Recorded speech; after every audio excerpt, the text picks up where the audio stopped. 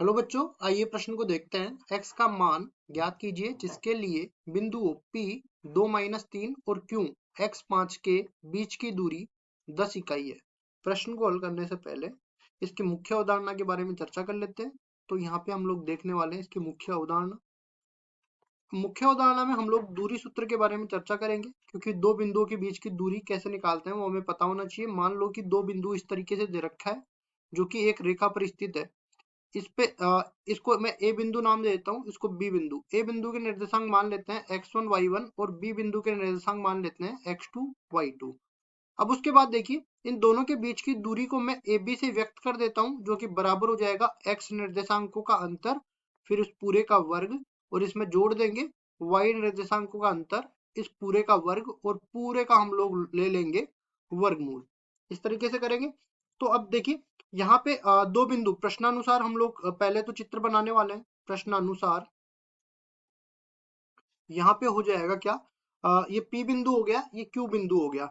बीच की दूरी इस तरीके से व्यक्त हो रही है। इसको मैं D नाम दे देता हूँ। यहाँ पे P आ गया, इसके निर्देशांक है 2-3, और ये Q इसके निर्देशांक है x और 5।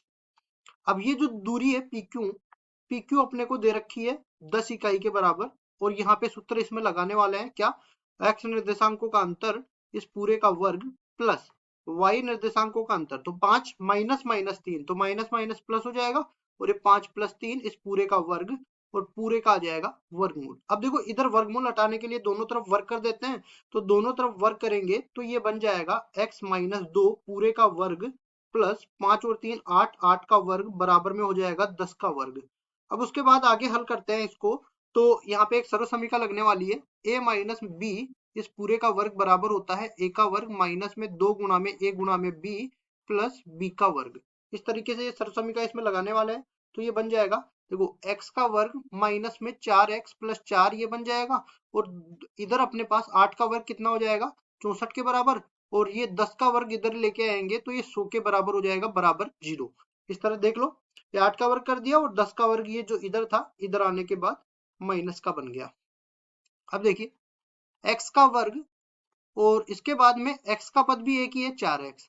64 और 4 68, 68 में से हमारे पास सो जाएंगे तो 32 बचेंगे। ऋणात्मक की संख्या बड़ी है तो ऋणात्मक की संख्या यहाँ पे आ जाएगी। अब गुणनखंड विधि से द्विघात समीकरण को हल करेंगे। तो गुणनखंड कैसे करेंगे, देखो मध्य पद को ऐसे विभाजित करेंगे कि इनका गुणा करने पर तो ये अगल बगल के दोनों पदों का गुणनफल आ जाए, और योग या घटाव करने पर बीच वाला पद आ जाए।